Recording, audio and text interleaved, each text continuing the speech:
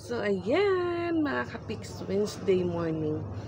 So, for today's video, may pasok na po si Patpat. Ngayong araw lang po sila pumasok dahil kahapon Tuesday, walang pasok po si Patpat. Yung guro niya naman ulit is nasa ibang school dahil may ginagawang activity. So, yun nga mga kapiks, kahapon maulan. Dun po ako sa Ace Hospital kasi nag-update ulit pa ako sa MRI ni Ate Ezra. So, yung problema mga kapiks, hindi pa po talaga lumabas yung result. October 3 pa po yun. So, mag-3 weeks na po ngayong Friday. So, pinuntahan ko po kahapon. Sabi naman ulit sa akin, in-update na daw. Yung problema, hindi pa daw sinend through email yung result po ng MRI ni Ate Ezra o hindi pa po pinasa ng doktor.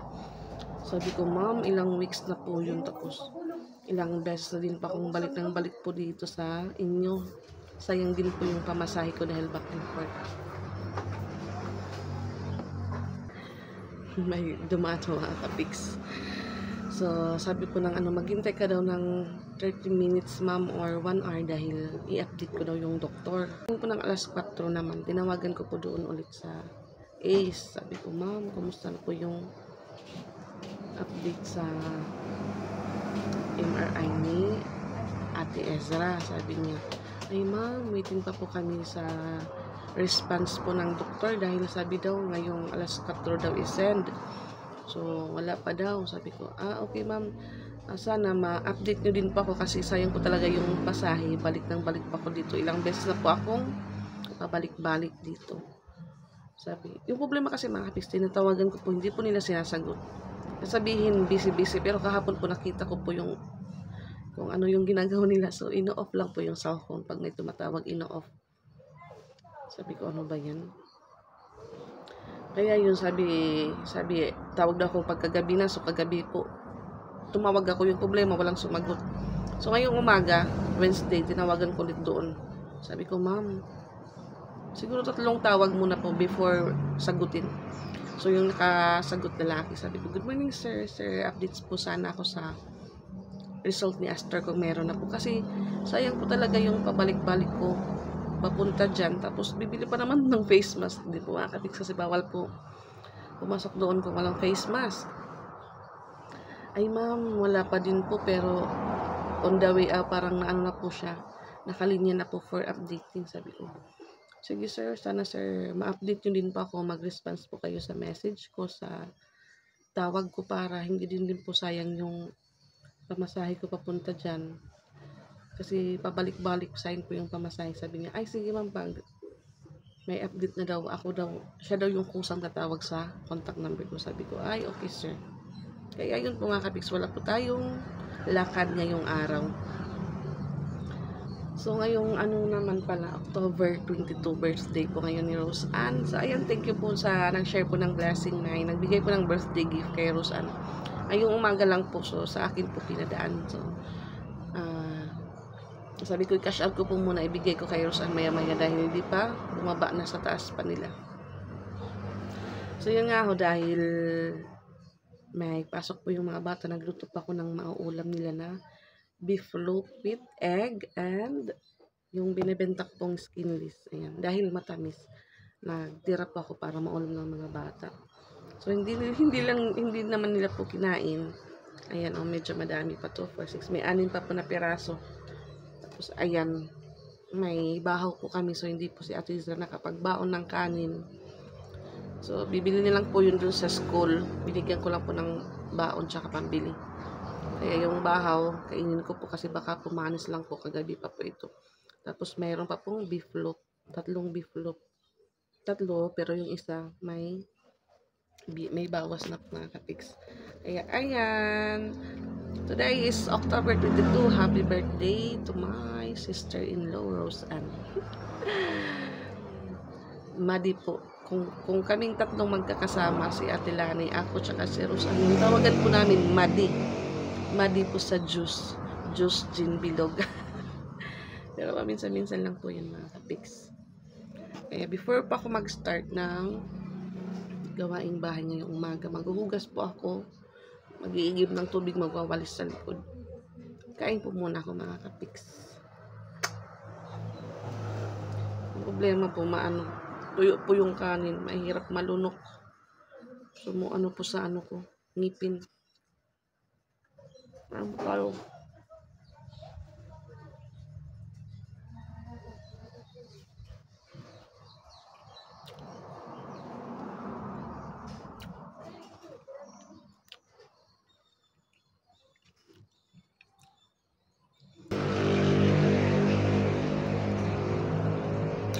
Pero sabi po ng nakaduty kahapon, yung doktor po kasi nila, marami po yung pinupuntahan na hospital. Ah!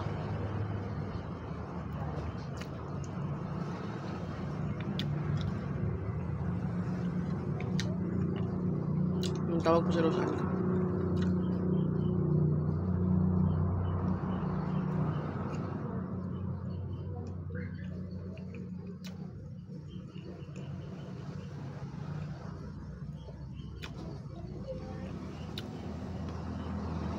Ulan na ulan po dito. So, nag-message po si Isra. Sabi niya, Ma, baha daw yung room namin. Sabi ko, paano yan? Saan kayo ngayon nakaano?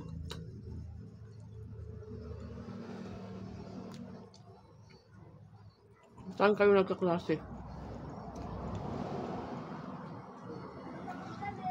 Ah!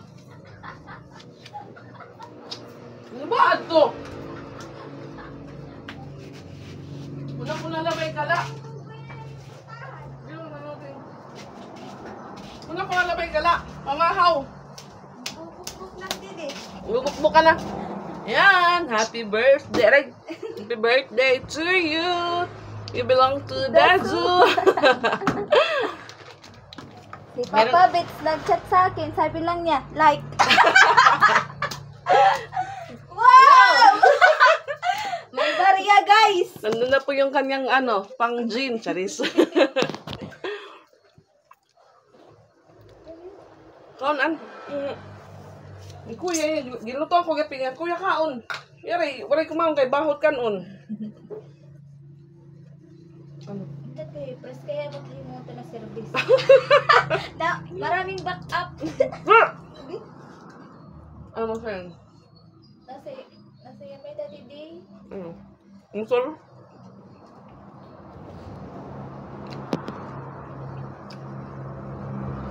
Magpapadisko po si Rosan sa likod. Buti na lang mainit na, guys. Buti lang kumainit, pero mamayang hapon baka umulan. Ano ba yan?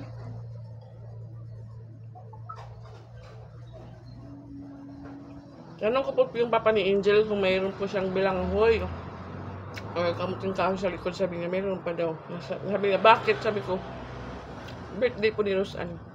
Bilanghoy lang, walang tuba. Sabi ko to, lumulutang pa.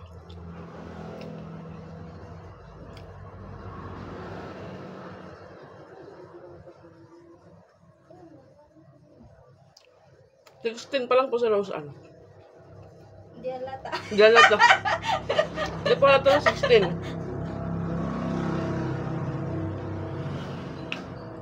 Wait, man, may siklat. Aka man. Ato pa nga nigat nagkuhan. Ano yung makaugyap up. Baga, Nagkanong ka? umulda ko kanto mo. Grabe naman sa noodles. Ang sugo ko sa pagpabilihin, pagpapagulad na tabok. Wala ko na bulad.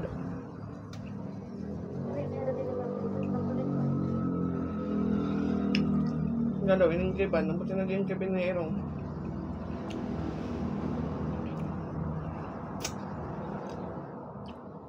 Yung isang madi po namin, loading pa. Kasi umuwi po sa, ni... Agawin na dihira na kuhan. Ani na yun? Ay, mga alas 3, nakagmata ako. Minata na ako. Adto sa birthday. Niya, wala naghihinultag kaya mag-ayuda. Well, Magbata ko, alas 3 na. nakatulog na nga natulog. Oo. Nakandam na kawalag dito. Yan po yung hugasan ko. Parang fiesta lang mga kapiks.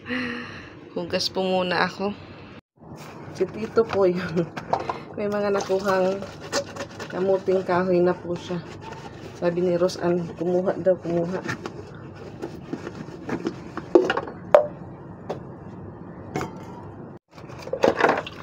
Doon na po si Tito mga kapiks. May kinuha na po siyang mga bilanghoy.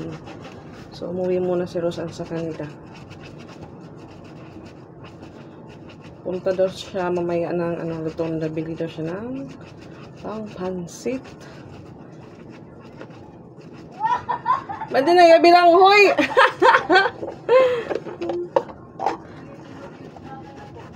Tudas.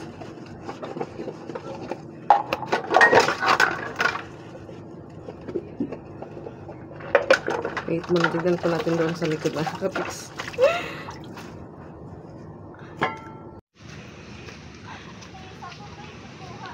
Ino? Yan, si Tito. Kumuha na siya ng belanghoy. Ginaw kadamo. Ginaw kay dagkuan. Ano, tutungon nito? Ha? Tutungon. Lutuon nga tanan. Ano lutuon nga tanan? Marasa hindi ko natukan. Para pa ng service. Ano man kanto pero motor duso ta. Ora, damo diay ko pet. Inura na lewat. Inura. Malinis po yung garden ni Tito. Binawasan niya yung mga ano. Kasi nag-harvest siya tapos yung mga puno po ng papaya, binawasan niya din dahil pumunta po dito yung buyer niya. Yung magaling niyang buyer, Charis. Ano? Ako manigapon. Ako kakulop. Ato na hilang ay an. Dilagay mo yung tigigin ni Mano. Hindi lang pag-abri. Kita kalas. Yes, maliliwat. Oo. Jesus. Ayan. Mainit, maya-maya, uulan na naman. Yung aming po binyo, maputik. Wow, kasi dito lang isa, guys. Tingnan niyo yung namin, upuan. May upuan na po kami. Ready na po yung table. Yung catering pa po yung wala.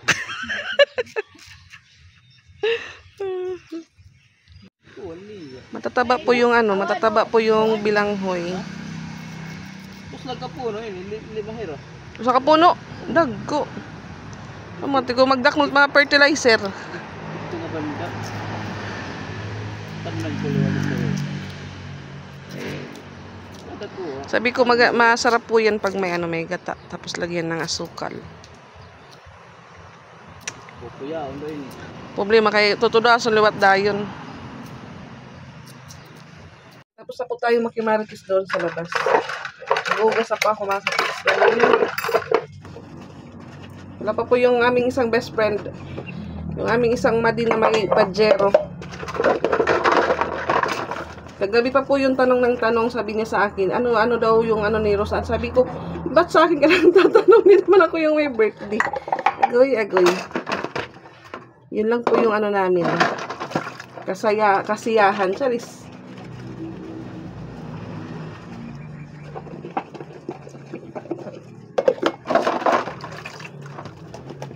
Sabi po ni Tito, yung kapalit daw ng bilanghoy, isang red horse. Magkano po yung red horse dito sa amin mga kapiks? 140 na po yung isa. Kahit hindi po malamig, 140. Yung gin naman po, mura lang po yung gin, 75. Pero sa iba, 80 pesos.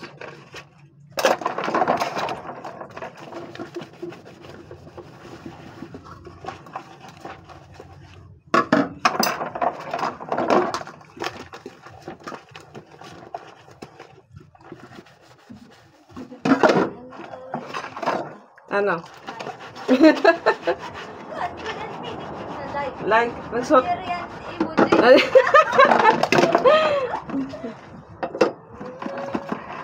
Iya gugin surat.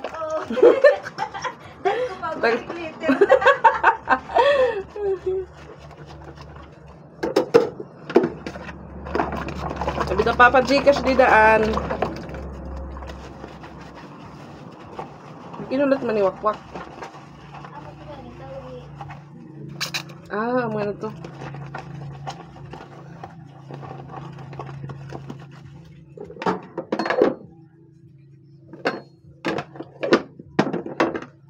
Sarap makulit. Ay, Hingi na ron load.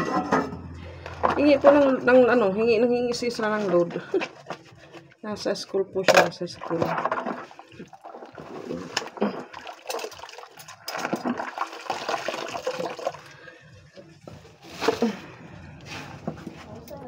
ira na. Pero, Kaya ano? Oh, kaya sampit man. Oh, Di na bakit iradayon, an? Na bakit iradayon? Siya nga net. Pag ihat to kay may nakuan, dara nga tabahan. Oh, papay magpapalundre. Majamuan. Bata pa ano? Ito may pagkuhan.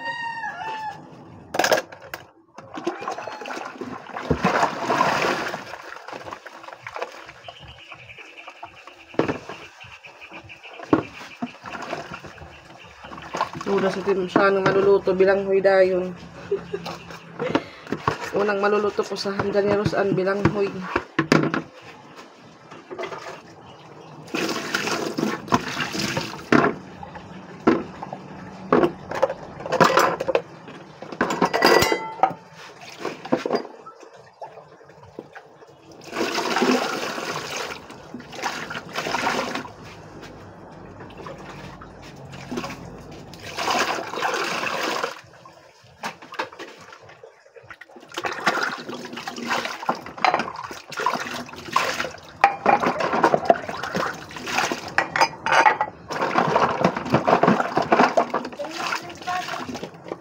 Ha? 360. Palit ka? Mela.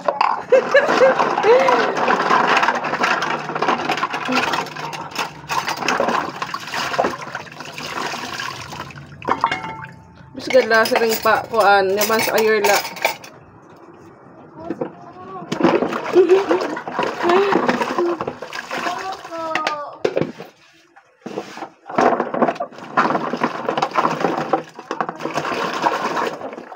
Kanay? Ah. Pastanis?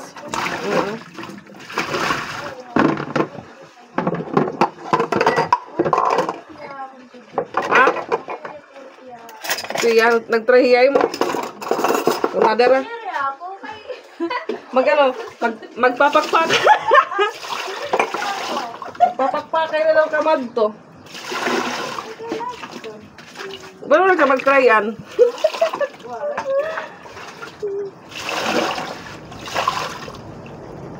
Natapos din po akong maghugas na kapix. So ngayon naman mag-iib naman po ako ng tubig.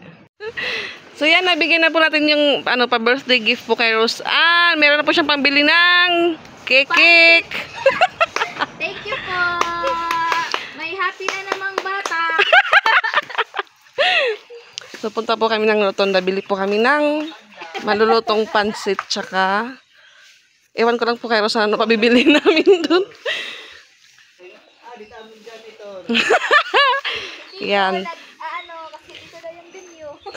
Yan po yung binyo ni Rose. Nililinisan ni Tito. Hindi na service. Original po yung walis ni Tito. Ngim sa ligdo. Order ko na Shopee. Guys, inano ko to sa Shopee. Yung ano ko ito pala yung binigay nila sa akin. Original na silhig. Yan yung unang panahon guys, yung walis. So maluluto po yung kay Tito kamuting kahoy dahil walang apoy. Wala yan rin kayo Rodel. May birthday gihap. May birthday gihap. Magkadungan kami ni Ate Irene, ang tumboy. Malilipong ang kinikunain. Magkamatig din niya. Umapahingan din Ani ka ma-stay. Agi daw. Ito kay Peter to, magano ka man. Direct cater kay din nangahanda. Yan. Nabuhay na po yung aming driver. Kasi po yan, nakahimbing ng ilang oras. Makikihits lang po kami dahil wala po kaming pamasahe. Ano to, Per? Makikihits lang kami kasi wala kaming pamasahe, ha? Nasyak po si to, Per. Pag alas 12, dito tayo sa labas.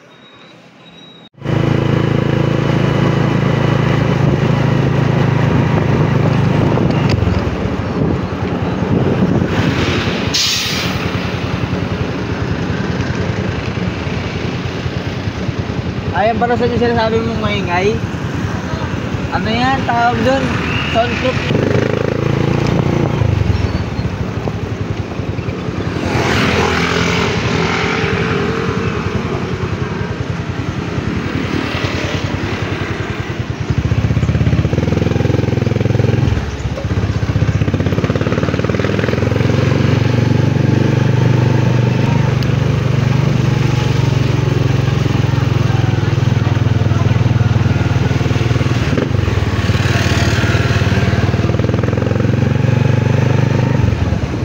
Naayos. Oo.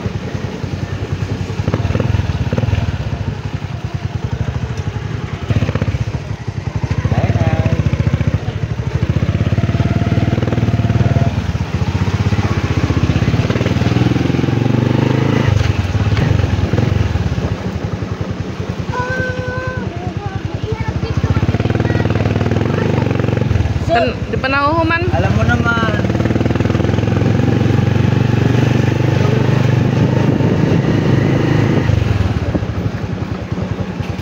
Saan tayo? Diretso?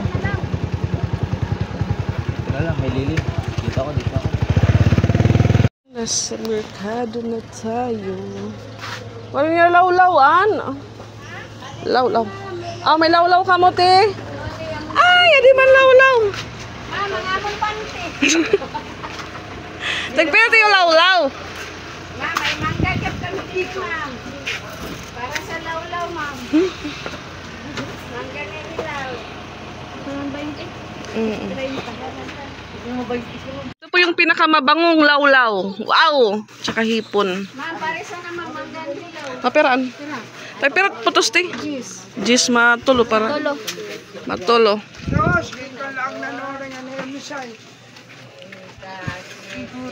Yan. Tapos na po kami bumili ng lechon pansit. Ngayon naman pupunta po kami ng bakery. Bili po kami ng kikik.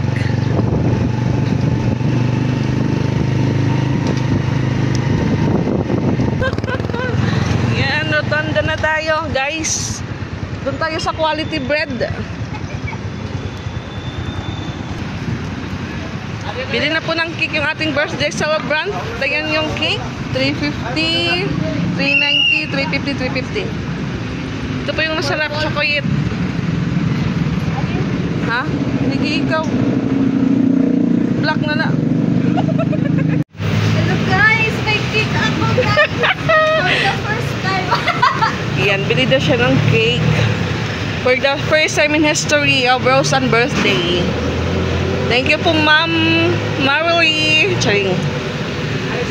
Pautang daw. Ay, mga tindira din nga mag-usay. Pautang nga daw. Slice bread lang, manapulo. Joke gadlat eh. Masarap po ito mga kanaks. Happy birthday to you.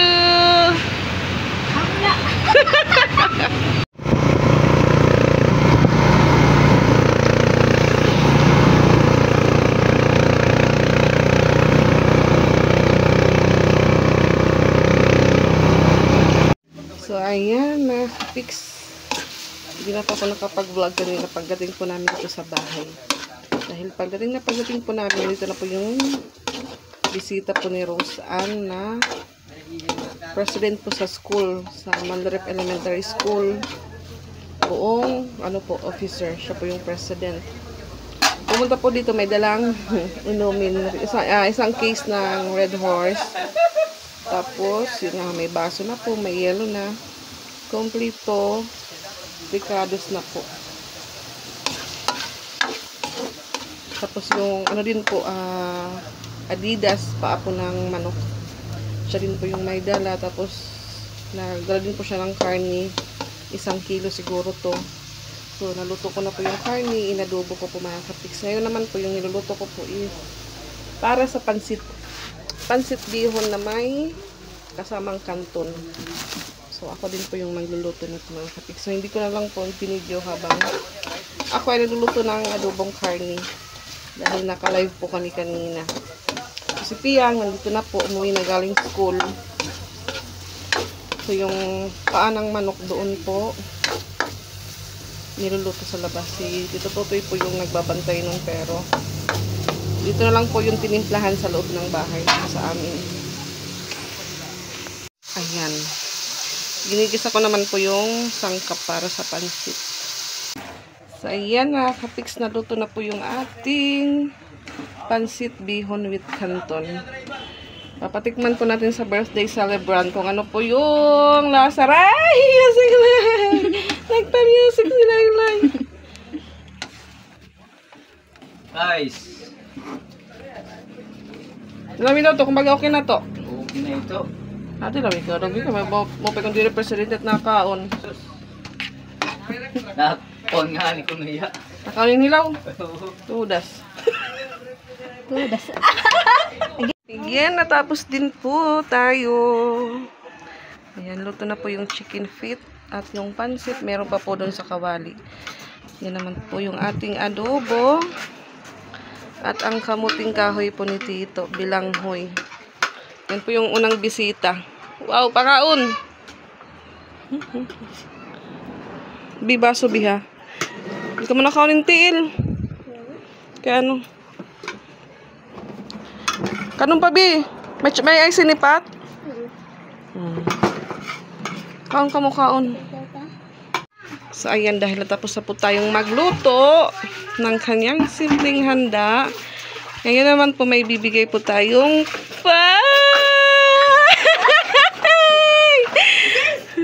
meron po siyang pahabol na birthday gift. Charis, cash birthday gift. Baka may hugasin pa dyan. Akala ko wala na akong tira. So, ayan, thank you po, Tita, sa pa-birthday gift po kay Roseanne. Nalalo po siya ng loto. May pang-gin na po kami. May pang-ano pa ako. Pupunta pa. Thank you po. Tita! So, bali, dalawa po yung nagbigay ng birthday gift para kay Roseanne. Thank you po ulit. Ayan po yung hugasan niya. Yan po yung pinagkainan ngayong tanghali. At dito pa po yung pansit. Charan! Ano surulan?